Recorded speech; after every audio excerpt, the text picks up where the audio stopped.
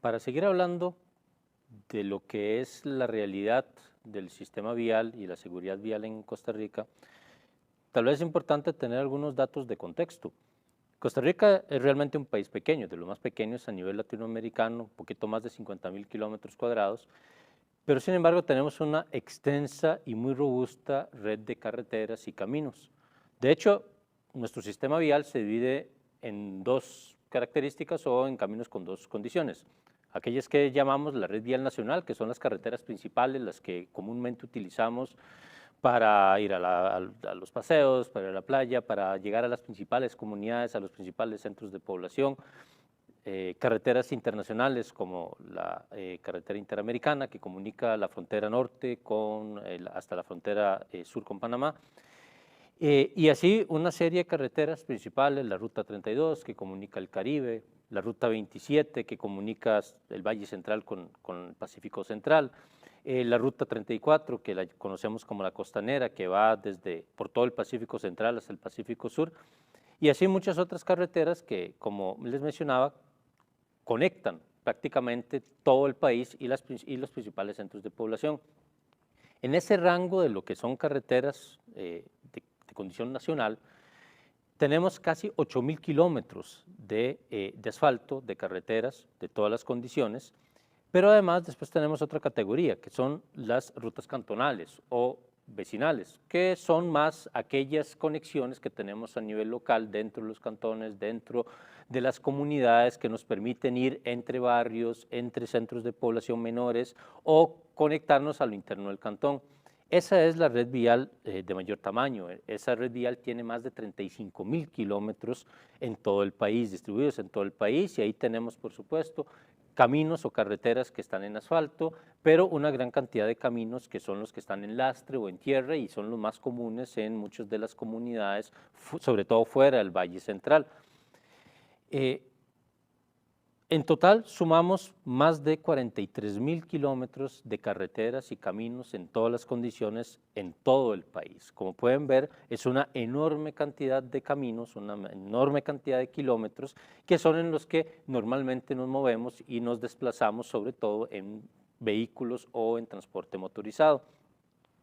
Por supuesto, esa gran diferencia entre los caminos nacionales y las rutas cantonales también se refleja en la diferencia en dónde es que se mueve la mayor cantidad de vehículos. Y ciertamente más del 70% de los vehículos normalmente se desplaza por la red vial nacional, que son las carreteras principales, que son las carreteras, digamos, con un mejor diseño de construcción, son las carreteras que tienen la mayor y mejor infraestructura y precisamente la tienen porque les permite soportar esa enorme cantidad de tránsito automotor, aunque por supuesto conforme ha venido creciendo la cantidad de vehículos en el país, pues esas carreteras se han vuelto insuficientes y es lo que se ha generado el enorme congestionamiento vial muy común en las horas pico, pero también a lo largo de todo el día, sobre todo en el Valle Central y en algunas de las principales ciudades de las provincias.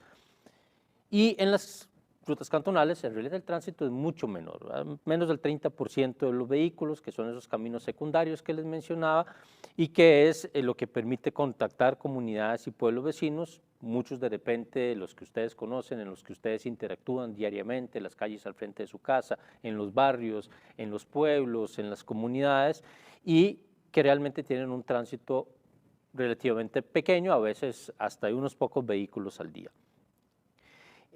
Esto es importante tenerlo claro porque cuando hablamos de las carreteras y de las posibilidades para movilizarnos, realmente no entendemos lo complejo que es ese sistema vial que tenemos. Por supuesto, la red vial nacional es la que tiene mayor inversión en cierta infraestructura segura, en aceras, en ciclovías, en puentes peatonales, en pasos peatonales seguros, aunque por supuesto no siempre son los suficientes. También son las carreteras que permiten los mayores desplazamientos en vehículo y a mayores velocidades y que por eso también son carreteras de mucha exigencia para una persona que vaya a conducir, porque definitivamente no es lo mismo conducir en un camino rural, en una zona de barrio, en una zona con mucha población y pocos vehículos que en una carretera en donde tenemos que interactuar con muchos más vehículos, con otros tipos de usuarios, pero que también permite conducir a mayores velocidades.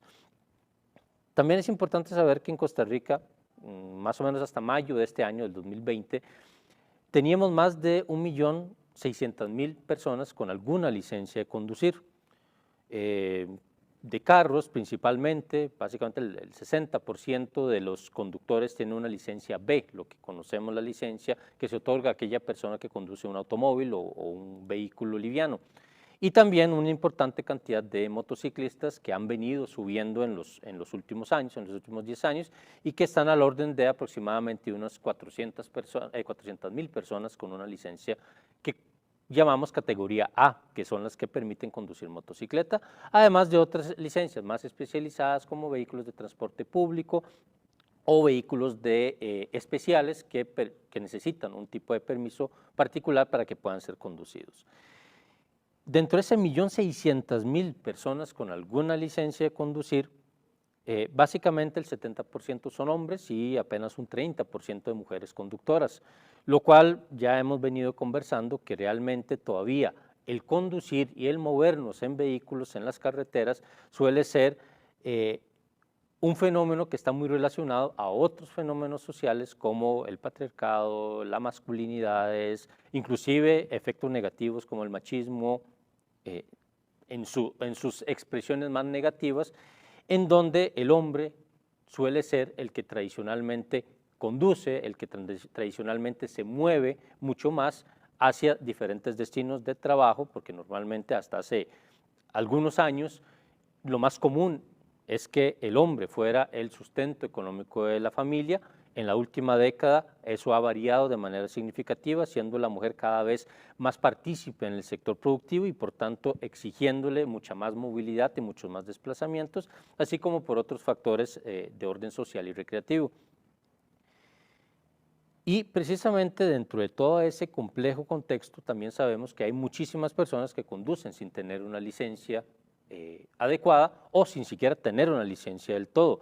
Y de ahí que básicamente podemos pensar que de las casi 5 millones de personas que somos en Costa Rica, prácticamente una tercera parte, cerca de 2 millones de personas, conducen o han estado conduciendo algún tipo de vehículo.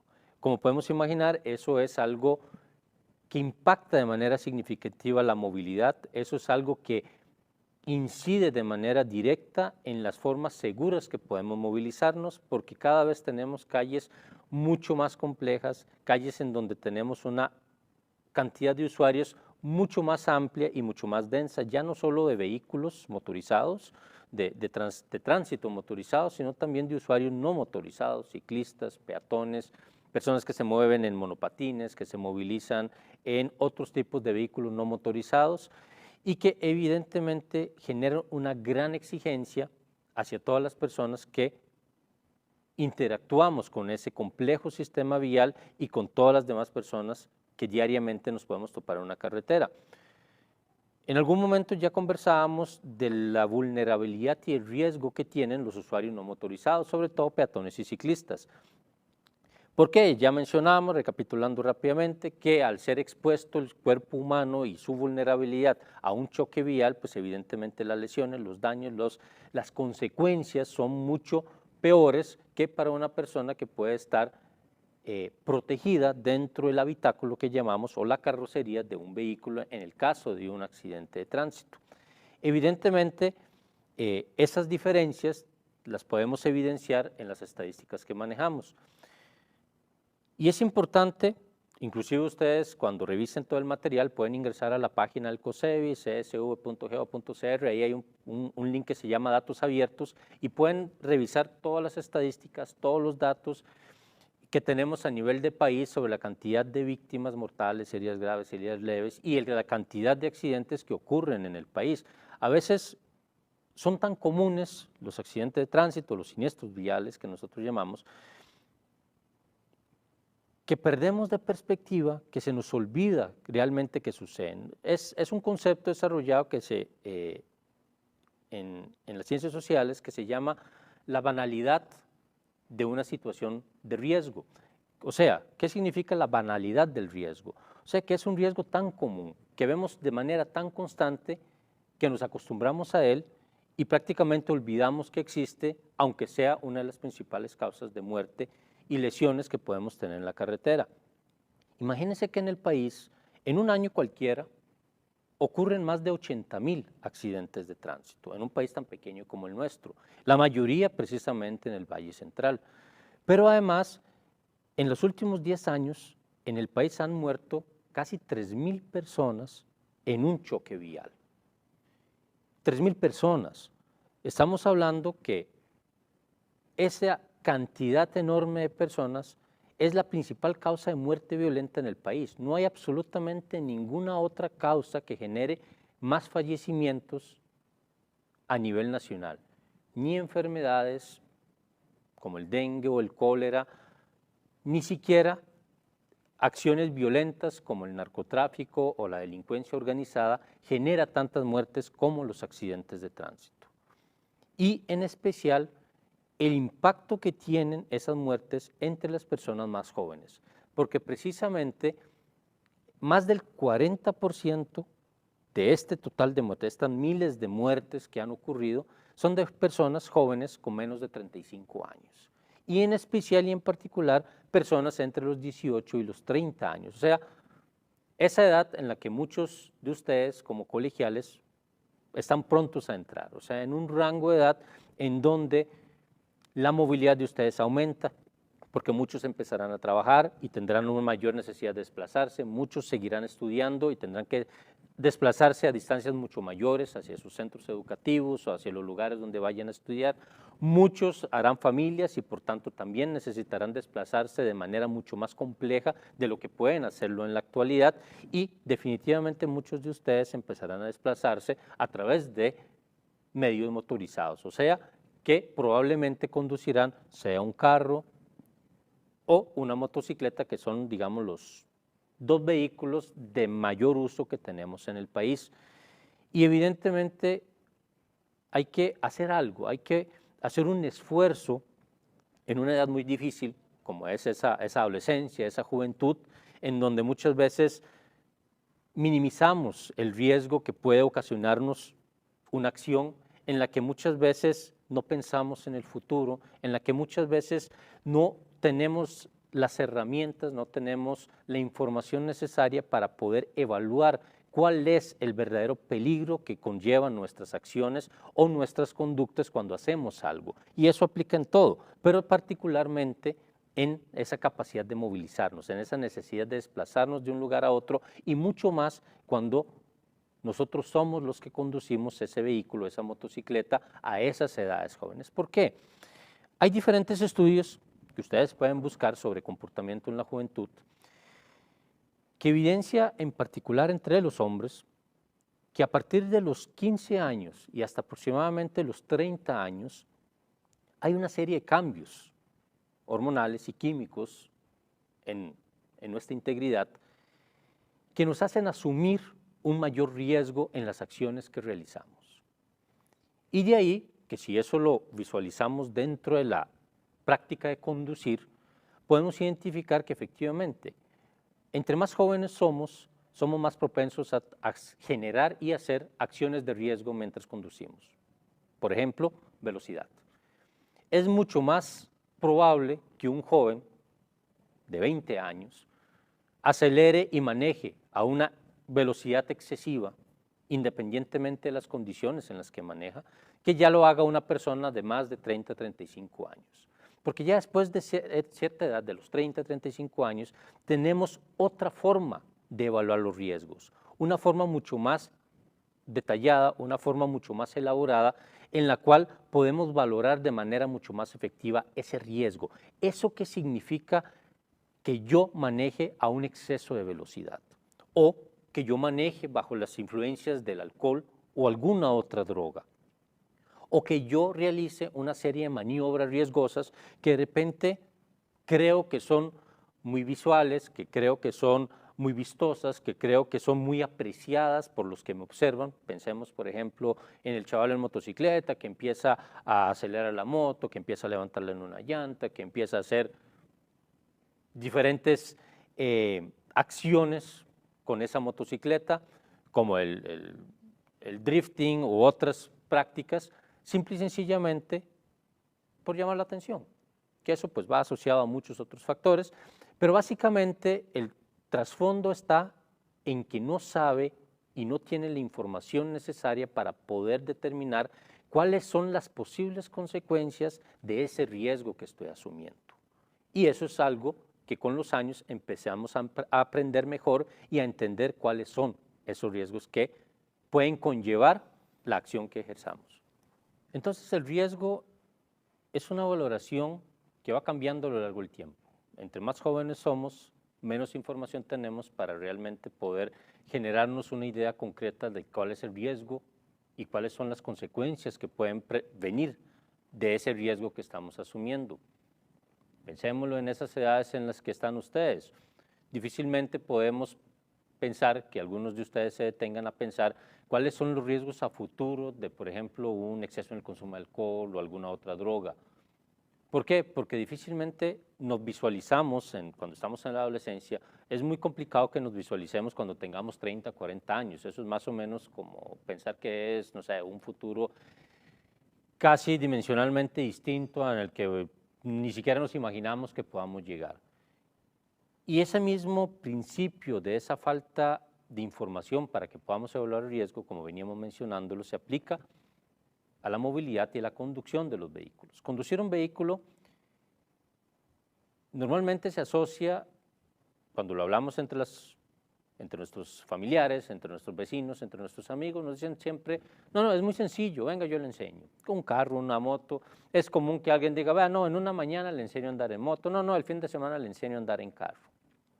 Y efectivamente, andar en moto o andar en carro se puede enseñar en relativamente poco tiempo, pero aprender a conducir, aprender a realmente entender la complejidad que implica sentarse en el volante o detrás del volante de un vehículo o en el manubrio, detrás del manubrio de una motocicleta, es algo que definitivamente es mucho más complejo y no se aprende en pocas horas, sino que requiere de un aprendizaje que lamentablemente en Costa Rica no ha sido la práctica común. Lo normal es que a todos nosotros nos hayan enseñado a conducir mi papá, mi primo, mi tío, en algunos casos mi mamá. En el caso de las muchachas es muy común que algún novio se haya animado a enseñarles a conducir. Rara vez las relaciones terminan bien después de esa enseñanza, casi siempre ahí termina la relación, pero es muy común que ese aprendizaje sea así, empírico. Entonces muchas veces también, a como aprendemos a andar en vehículo, según la persona que nos enseña, muchas veces también aprendemos las malas costumbres, o lo que diríamos las malas mañas, que ya esas personas tenían en su conducir y que evidentemente nos las traspasan a nosotros como nuevos conductores.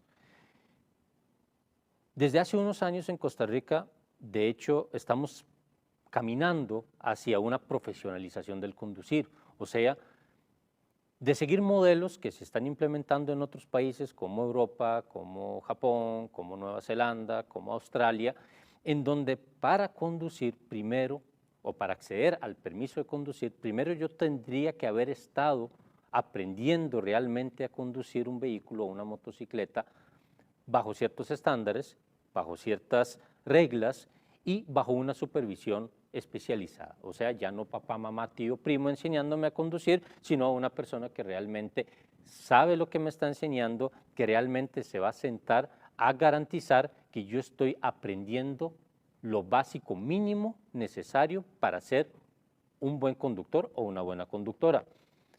Empezando porque rara vez, cuando se nos ha enseñado a manejar, y lo digo por experiencia propia, rara vez se nos hacía ver los riesgos que implica, la responsabilidad que tenemos cuando estemos conduciendo un vehículo.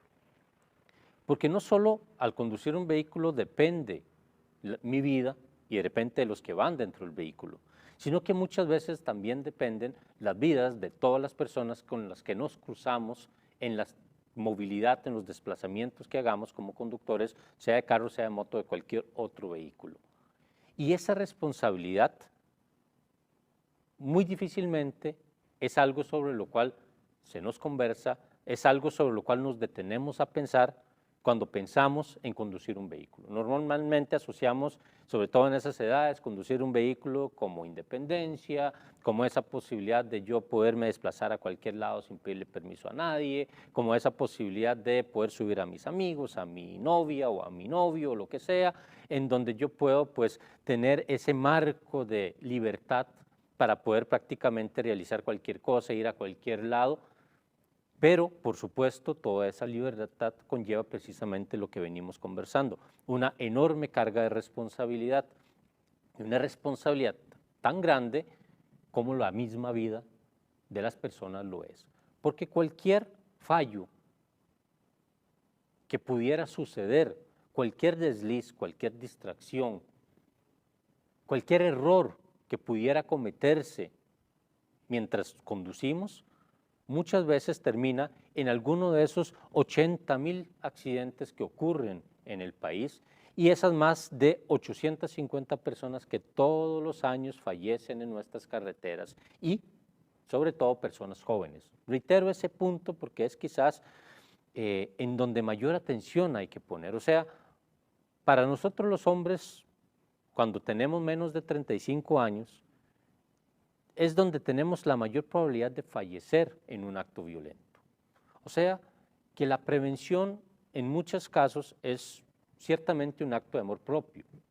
O sea, si no corro riesgos innecesarios o si por lo menos tengo la plena certeza o cierta certeza, aunque sea, de las consecuencias que puede generar la acción que estoy desarrollando, posiblemente me daría cuenta que esas consecuencias principalmente me van a afectar a mí.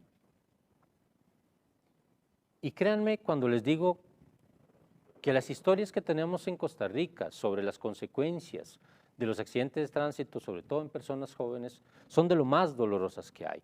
Tanto así que posiblemente cualquiera de ustedes, si se detiene 2 segundos a pensarlo, se dará cuenta que conoce a muchas personas que han sufrido precisamente un choque vial.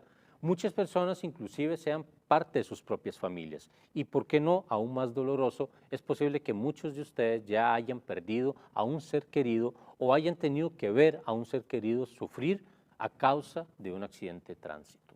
Porque las secuelas muchas veces, si por suerte la persona no fallece, esas secuelas son a largo plazo, la recuperación es dificilísima y generalmente deja secuelas de por vida.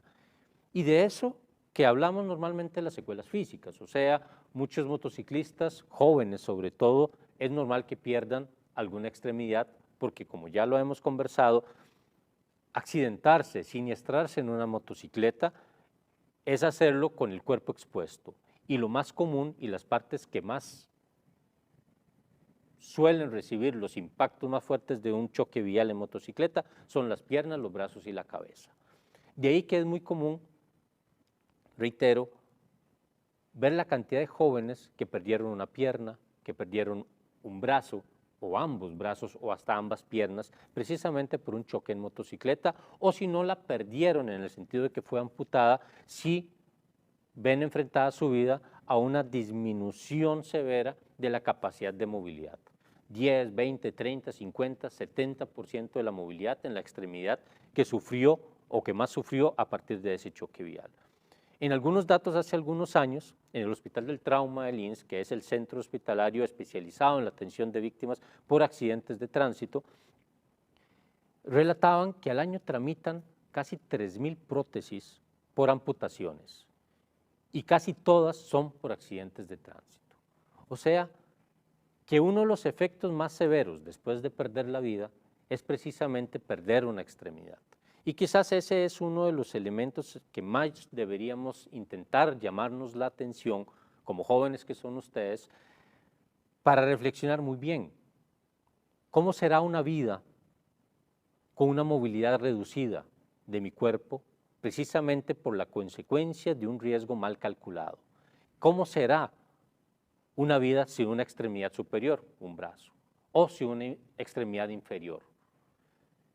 ¿Cómo será ese futuro ese futuro a corto y mediano plazo que me imagino, el de ir a la fiesta, el de ir a la playa, el de ir a la U, el de empezar a trabajar y ganar dinero, etcétera? ¿Cómo será ese futuro enfrentándolo con una incapacidad permanente por una lesión que perfectamente se pudo evitar. Y precisamente esos datos, esos números son los que nos reiteran la necesidad de ver el conducir cualquier vehículo como un acto de mucha responsabilidad, pero también como un acto que requiere de mucha experiencia. Y lamentablemente, cuando somos o fuimos muy jóvenes, cuando teníamos las edades de ustedes, obviamente experiencia es lo que menos tenemos y experiencia es lo que más acumulamos a los siguientes años. El gran tema es que si mientras acumulamos la experiencia, no quedamos en el camino y de eso se trata. Quizás un ejercicio muy válido sea cómo lograr que esa falta de experiencia la logramos absorber en esas edades jóvenes para que precisamente se conviertan en un factor protector que nos ayuden a tomar mejores decisiones o por lo menos decisiones de menos riesgo, mientras vamos acumulando la experiencia de la vida. Y precisamente esa necesidad de experiencia es lo que comúnmente se ve en los choques viales en carretera. Casi el 40% de los que mueren en un accidente de tránsito ocurre por exceso de velocidad, un factor de riesgo. Recuerden que nosotros hablamos de factores de riesgo y factores protectores. ¿El factor de riesgo qué es? Factor de riesgo es toda aquella acción que aumenta la posibilidad o el peligro de yo sufrir un siniestro vial. El factor protector es precisamente todas aquellas acciones que permiten disminuir ese riesgo, que permiten que esa condición de peligro no suceda. Por ejemplo, factores protectores muchas veces son cosas intangibles, o sea, no es algo necesariamente que podemos tocar o podemos manipular, sino que son situaciones muchas veces emocionales, muchas veces psicológicas, muchas veces sociales o culturales. ¿En qué sentido? Un buen entorno familiar en donde haya confianza entre padre, madre, hijos, hijas, un buen entorno en el sistema educativo, en el centro educativo, en donde los y las jóvenes se sientan acuerpadas y con líderes, con personas a las cuales pueden consultar, a las que se pueden dirigir en búsqueda de un consejo, muchas veces se convierten precisamente en ese factor protector que le puede ayudar a una persona joven a evitar asumir un riesgo del cual no está clara sus consecuencias o que no es capaz de medir las consecuencias que le puede generar ese riesgo. Y ojo que aquí, cuando hablamos de lesiones, devolviéndonos un poquito, hemos hecho una referencia una y otra vez a los efectos físicos que tiene el cuerpo, porque realmente son muy pocos los estudios que se han realizado sobre los efectos a nivel psicológico y emocional que tienen los accidentes de tránsito. Ese daño es mucho menos visible, por supuesto, pero sobre todo es mucho más difícil de atender, es mucho más difícil de reconocer y es el que normalmente permanece mucho después de que nos hayamos recuperado de las lesiones físicas que pudiéramos haber sufrido.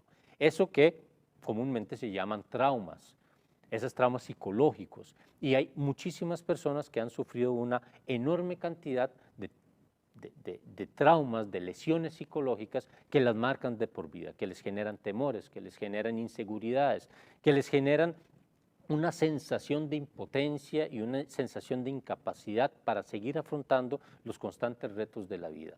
Y esas consecuencias, como les mencionaba, son las que menos hemos evaluado, pero son posiblemente las que más impactan y las que más dañan a las personas que sobreviven a un siniestro vial, pero también, y sin duda alguna, son las que más daño ocasionan en aquellas personas que son familiares o que son cercanos a una víctima por siniestros viales.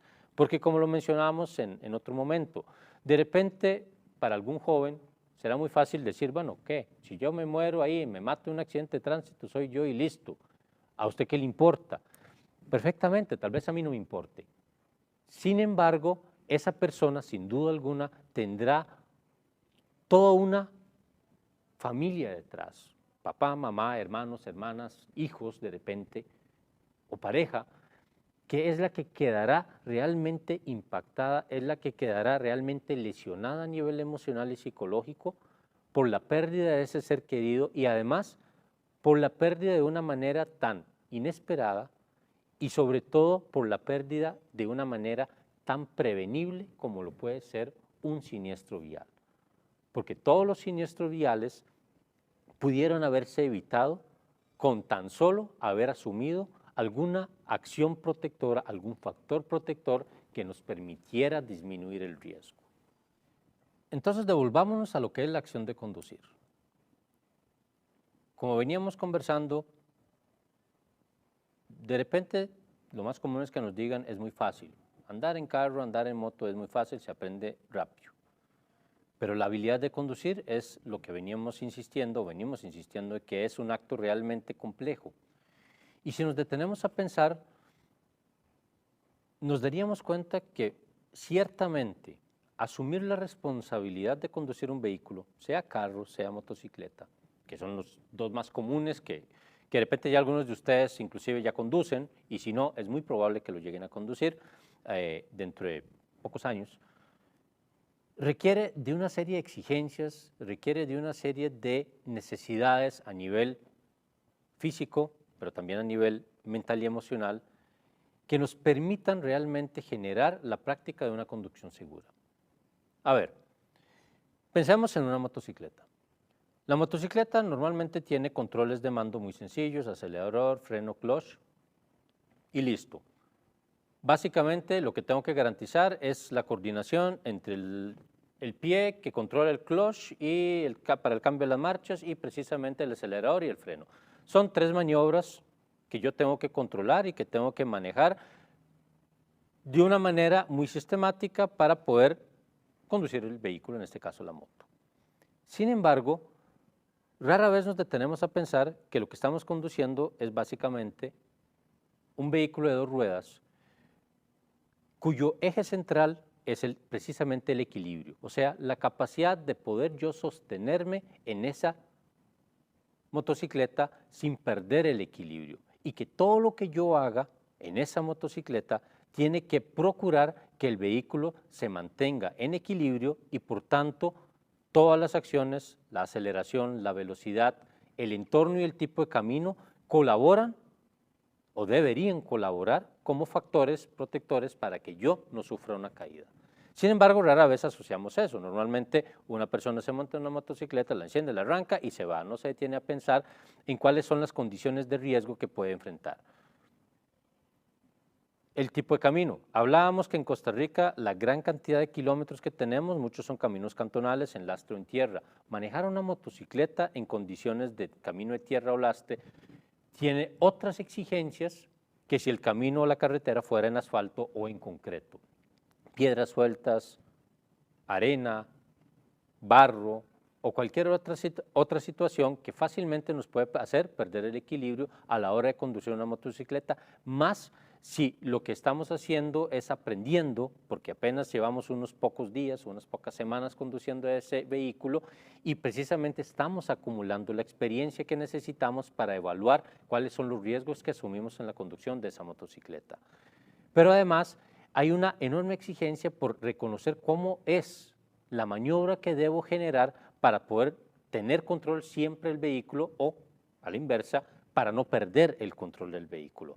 ¿Cómo frenar? Si con el freno de atrás, si con el freno de adelante, si con los dos frenos de manera proporcional, si frenar de manera inmediata, brusca, porque las condiciones lo exigen, o debo ir frenando poco a poco. ¿Cuál es esa técnica de frenado que debo aplicar para no perder el control del vehículo, de la motocicleta, y que precisamente es uno de los que mayores riesgos representan para las personas jóvenes, porque en la actualidad es en donde más personas están falleciendo y sufriendo lesiones graves por accidentes de tránsito, precisamente en la motocicleta. Después empezamos a pensar en todos los factores que tienen el entorno en el cual nos movemos. No solo el estado del camino, que puede ser bueno, malo, regular o pésimo, sino también en ese contexto, en ese entorno, en donde podemos tener tiempos de mucho sol o tiempos de mucha lluvia, en donde podemos tener otros usuarios que no sabemos cómo conducen, si es que saben conducir, en donde podemos tener muchos factores distractores que nos separen de la atención central que estamos ejerciendo, que es esa práctica de conducir, pero que también hay muchos otros elementos que en cualquier momento pueden intervenir en esa capacidad o en esa práctica de conducción segura que nosotros estamos implementando. Pensemos en que puede aparecer un animal en medio camino sin que lo sin que lo hayamos previsto, sin que lo hayamos visto, o que pueda aparecer una persona, o que puede aparecer cualquier obstáculo, se puede caer una rama, se puede caer una piedra, se pueden ser una infinidad de situaciones y condiciones de riesgo que continuamente podemos enfrentar en la conducción de cualquier vehículo, pero en particular de la motocicleta, porque simplemente lo que nos separa de perder el equilibrio y sufrir una caída con severas consecuencias son 2 llantas. Y es muy diferente un vehículo de 2 llantas que uno de 4 en cuanto a esa capacidad de mantener el equilibrio y de poder mantener el control del vehículo. De ahí que toda la capacidad que podamos nosotros desarrollar para tener habilidades seguras de conducción en moto son sumamente importantes. Y la más importante es la capacidad de poner atención en lo que estamos haciendo. Porque sin duda alguna necesitamos estar siempre enfocados en lo que estamos realizando, en cuál es esa actividad, y esa actividad es conducir un vehículo. Y si es una motocicleta, doble atención. Por supuesto, hay muchos otros factores externos, lo que llamamos factores de riesgo. Si se tiene presencia de alcohol, si se tiene presencia de alguna otra droga. En Costa Rica, más o menos el 10% de las personas que fallecen al año es porque conducían bajo los efectos del alcohol.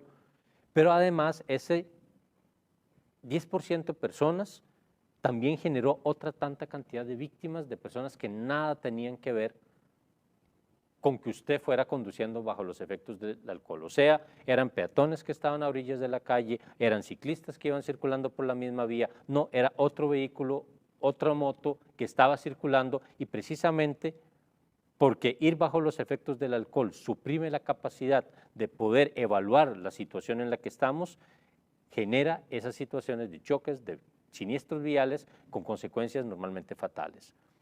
Pero bueno, si trasladamos esa capacidad que necesitamos para conducir otro tipo de vehículos, por ejemplo un automóvil o un carro, pensemos que todavía tenemos una mayor complejidad. ¿Por qué? Porque ya tenemos más elementos. Tenemos, si el carro es manual, clutch, acelerador, freno, tenemos lo que es la manivela y lo que son los controles del vehículo para las diferentes maniobras y acciones. La sincronía que ocupamos establecer entre el manejo del clutch, el acelerador y el freno exige de una concentración muy seria, muy importante, y también de una constante práctica, que es la que finalmente nos permite familiarizarnos con ese tipo de controles. Si es un carro automático, pues no tiene el clutch, pero igual sigue manejándose y sigue teniendo ese equilibrio que necesitamos entre acelerador y freno, pero solo con un pie. Ves que con el manual utilizamos las 2 piernas, pero con el automático solo una. E igual necesita una concentración, una sincronía, porque una mala aplicación de los controles es lo que muchas veces ocasiona precisamente un accidente de tránsito. La capacidad de concentrarnos en la acción que hacemos, que es la de conducir, también requiere que nosotros estemos enfocados en esa práctica, en esa tarea central. Los elementos distractores de los que ya se ha venido conversando, conversar por celular, textear o estar revisando el celular mientras estoy conduciendo, de repente estar pensando en otras cosas que no son propiamente la de conducir, puede generalmente distraerme de lo que estoy haciendo, no permitirme identificar los riesgos que tengo en la carretera, no permitirme identificar objetos que pudieran ser peligrosos para la conducción, o que yo estoy haciendo una maniobra que más bien es peligrosa para otras personas. Hay un efecto muy poco estudiado, pero muy poco estudiado en Costa Rica y en Latinoamérica, pero sí tiene amplias investigaciones en otros países, que es el de la fatiga, conducir con fatiga. Muchas veces la fatiga se asocia a edades más avanzadas, después de los 30, 35 años, cuando personas deben manejar, ya sea por trabajo, ya sea por razones profesionales u otras razones, durante grandes periodos de tiempo o largas distancias. La fatiga normalmente repercute en la capacidad que tiene la persona de mantener la atención y el control del vehículo y el entorno o el espacio en el cual se está movilizando. Pero también sucede entre los jóvenes. ¿Por qué? Porque es muy común que trasnochemos cuando somos jóvenes. Es muy fácil trasnochar, nos fuimos de fiesta, nos quedamos con los amigos, vimos el partido de fútbol, cualquier razón. Pero es muy común que nos trasnochemos y subvaloremos lo que es la necesidad de un buen descanso. Después de llevar varias noches trasnochados, nos montamos en un vehículo y manejamos y creemos que eso no nos afecta.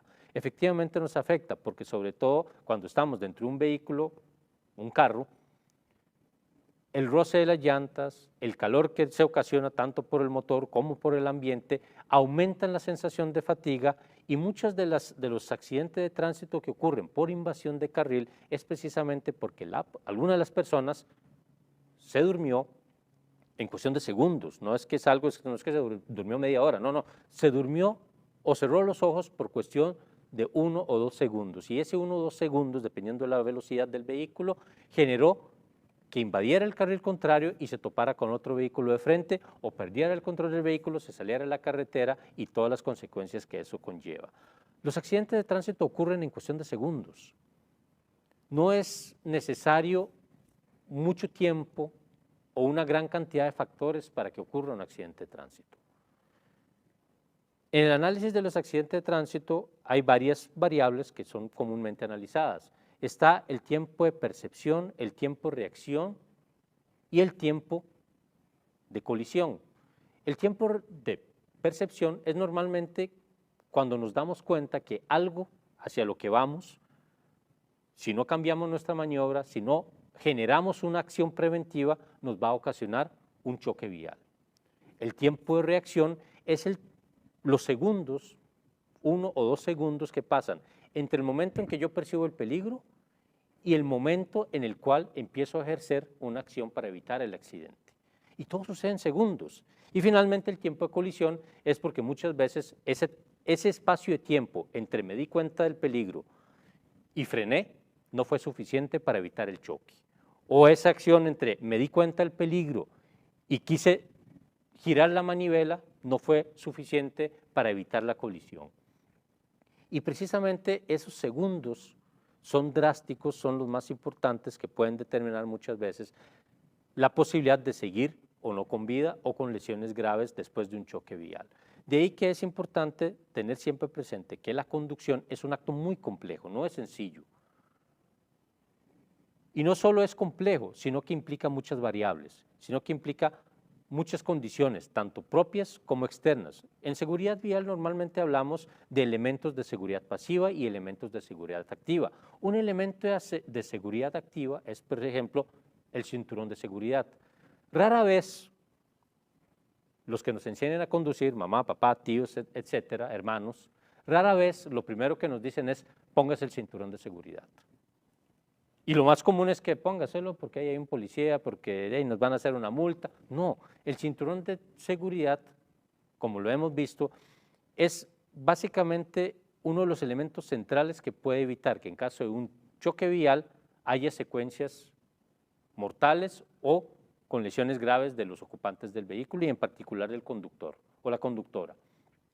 Y esa debería ser la primera práctica que toda persona que se monta en un carro debería ejercer. Lo primero que hago es ponerme el cinturón de seguridad antes de meter la llave en el carro, antes de encender el carro, antes de buscar la estación de radio o poner el MP3 que me gusta, antes de acomodar el teléfono, antes de todo, la primera acción debería ser abrocharme adecuadamente el cinturón de seguridad. Lo mismo para el motociclista. El primer acto no debería ser, mire, se véntese en la moto, no debería ser, mire, pruebe el clutch, no debería ser, pruebe los controles, no, póngase el casco. Y no solo póngase el casco, abróchese el casco de manera adecuada y sobre todo, por supuesto, que sea un casco que esté adecuado a su cabeza, porque de cascos a cascos hay mucha diferencia. Y precisamente esa debería ser la acción primaria. Si estoy en un carro, si voy a conducir un vehículo, la primera acción, me abrocho el cinturón de seguridad. Si voy en una motocicleta, la primera acción es, me pongo el casco de seguridad y me cercioro de que esté bien abrochado. Porque esos dos elementos de seguridad activa, y se llama activa porque precisamente requiere de yo activarlo, requiere de yo ponérmelo, o sea, requiere de una acción por parte del usuario para poderse proteger. Porque mencionábamos, hay otros sistemas de seguridad pasiva, pero esos normalmente son pasivos porque yo no hago nada para activarlos. Pensemos en las bolsas de aire o los airbags de los vehículos, de los carros. En caso de un choque vial, dependiendo de la violencia del choque, se activa esa bolsa de aire y protege a los que van dentro del vehículo. O en el caso de algunos vehículos que tienen tecnología avanzada que permiten o evita el derrape del vehículo. Entonces, en caso de una curva mal dada, en caso de una carretera mojada, en caso de una carretera en donde haya sustancias aceitosas que pudieran ayudar a perder el control del vehículo, esas tecnologías precisamente se activan para que el vehículo no pierda el control o para que el conductor tenga una mayor facilidad de recuperar el control del vehículo. Lo mismo sucede con la motocicleta, tiene una serie de, pensamos en los frenos ABS. En las motocicletas precisamente los frenos ABS se consideran como un sistema de seguridad pasiva porque ayudan a que la motocicleta no derrape y que el frenado sea una frenada segura si hay condiciones de alto riesgo.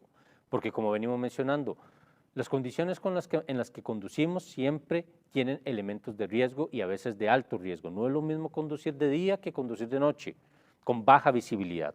No es lo mismo conducir en un día soleado, que hay ciertos factores de riesgo, que conducir en días de mucha lluvia, que baja la visibilidad, que se generan algunos efectos. Hay un efecto muy común en nuestras carreteras, se llama hidroplaneo. Es cuando llueve mucho en las carreteras de asfalto y de concreto o de cemento, se acumula el agua. No importa en qué condiciones sea la capa asfáltica, buena, mala, regular, por supuesto, entre más mala, más agua acumula, pero esa capa de agua que se acumula hace que la llanta del vehículo no haga 100% contacto con la superficie de la carretera. Entonces, básicamente, dependiendo de la cantidad de agua, la llanta va sobre el agua, rozando el agua y rozando la carretera. ¿Eso qué genera? Pérdida de fricción. Cuando la llanta pierde fricción, es muy fácil perder control del vehículo, porque entonces el vehículo va por la libre. Y precisamente por eso es tan recomendable cuando conducimos un vehículo, sobre todo carros y motocicletas, revisemos el estado de las llantas. ¿Por qué? Porque las llantas dependen de que estén bien, de que estén en óptimas condiciones, que en condiciones de lluvia precisamente minimicemos el riesgo de ese efecto. Y en un país como el nuestro, en donde llueve mucho y podemos pasar meses con muchas lluvias, precisamente el riesgo a sufrir accidentes de tránsito por pérdida de control, por hidroplaneo, es uno de los factores más comunes que enfrentamos en esa responsabilidad de conducir. Pero como vean todas las cosas que estamos hablando a nivel de teoría, en lo que significa e implica conducir. O sea, no es tan sencillo, no era simplemente, mi tío me va a enseñar el fin de semana a conducir y listo. No es tan sencillo como decir, no, es que mi tío o mi primo en la mañana del sábado me va a prestar la moto y ya vamos a aprender y ya el lunes estoy sacando la licencia de conducir. No, es mucho más complejo, o sea, hay muchos elementos, muchos factores, muchas situaciones y condiciones para las cuales no estamos preparados, para los cuales cuando empezamos a conducir ni siquiera tenemos una idea porque normalmente no se nos dice, no se nos señala, no se nos explican. Y quizás uno de los principales ejercicios es lograr que ustedes como jóvenes puedan tener esa información, puedan buscar las fuentes fidedignas, puedan buscar los datos que les ayuden a recabar esa información y a darse cuenta que conducir es una experiencia muy satisfactoria, cierto es, tanto en moto como en carro suele ser una experiencia que cuando somos jóvenes nos hace sentir libres, nos hace sentir independientes, nos hace sentir inclusive con poder, como con una fuerza que creemos que nada nos puede frenar, que nada nos puede detener. Y eso está muy bien, eso está perfecto, solo que tenemos que tener muy presente que detrás de eso necesitamos ir conociendo los riesgos asociados para poder ejercer los factores protectores que nos ayuden a sobrevivir. Porque al final de cuentas se trata de eso, se trata de que todos ustedes, la gran mayoría de ustedes, puedan llegar a los 30, 35 años, volver a ver para atrás y decir, listo, pasamos esa etapa durísima en donde muchos jóvenes mueren en carretera y nosotros pasamos sin lesiones, tal vez algún susto, pero definitivamente sin ninguna consecuencia y mucho menos lamentando el fallecimiento, la pérdida de algún ser querido por una situación que pudo evitarse o que pudo prevenirse. Por supuesto que en ese acumular de experiencias también adquirimos información, también adquirimos conciencia sobre esos riesgos que estamos asumiendo. Muchas veces entendemos que precisamente la velocidad a la que podríamos conducir un vehículo es quizás uno de los riesgos más importantes que tenemos hoy en día en las carreteras. Es muy importante cuando vamos entendiendo que aunque pueda y la carretera lo permita viajar a más de 100 kilómetros por hora, definitivamente no es lo más recomendable, porque no por viajar tramos de mucha velocidad es que voy a llegar realmente mucho más temprano. En un recorrido de, pongamos, 200 kilómetros, qué sé yo, o 150 kilómetros de San José y cualquier playa del Caribe o del Pacífico. Por yo, como comúnmente se decía, por lo menos en mi generación, chancleteo el carro y le meto 100 kilómetros en unas pocas rectas que tengo, realmente al final del camino va a significar 5, tal vez 7, 8 minutos menos que si no hubiera acelerado o no hubiera aumentado la velocidad en esas pocas rectas y no hubiera superado los 100 kilómetros por hora. Sin embargo, en esas rectas, en esos tramos en donde iba a más de 100 kilómetros por hora, prácticamente estaba asumiendo los riesgos más altos y con las peores consecuencias en caso de un choque vial.